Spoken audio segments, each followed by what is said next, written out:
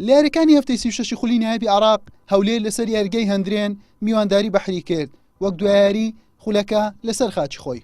هەوڵەکانی یاریزانانی هەولێر لە نیوەی یەکەم بۆ تۆمارکردنی گۆڵ زۆر بوو. کۆنتڕۆڵکردنی تۆپ لە نێو یاریگا و زوو چوونە ژوورەوە بۆ نێو هێڵی سزا شتێکی ئاسایی بوو بۆ زەردپۆشەکان، بەڵام گۆڵ تۆمارکردن بۆ کوڕانی هەولێر قوڕس ببوو.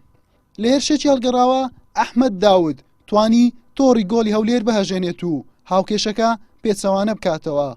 هەوڵی گۆڵی یەکسانی هەبوو، بەڵام نیوەی یەکەم بەم تاکە گۆڵە بە کۆتا هات. لە نیوەی دووەم یاریزانانی هەولێر لە بەهەدەردانی دەرفەتەکان بەردەوام بوون، بەڵام لە خولەکی شەست بە لێدانی سەر نیاز محەممەدی یاریزانی دڵی بەرگری گۆڵ یەکسانی بۆ هەولێر تۆمار کردەوە. دوای دەخولێک مارسیالی بەرازیلی دوای وەرگرتنی تۆپێک لە هاو نیشتیمانەکەی تیاگۆ توانی بە لێدانی سەر گۆڵی دووەمیش بۆ یانەکەی شاری قەڵاو منارە زیاد بکات. بارزان شێزاد بە جموجۆڵە ناوازەکەی بەرگریکارانی بەحری بەخۆیەوە سەرقاڵ کرد و تۆپەکەی بە مارسیالدا و ئەویش گۆڵی سێمی پێ زیاد کرد.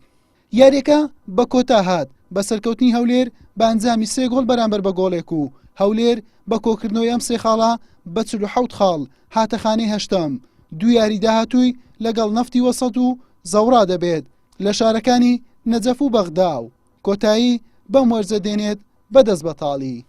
حوسێن محەممەد کەناڵی پێیام هەولێر.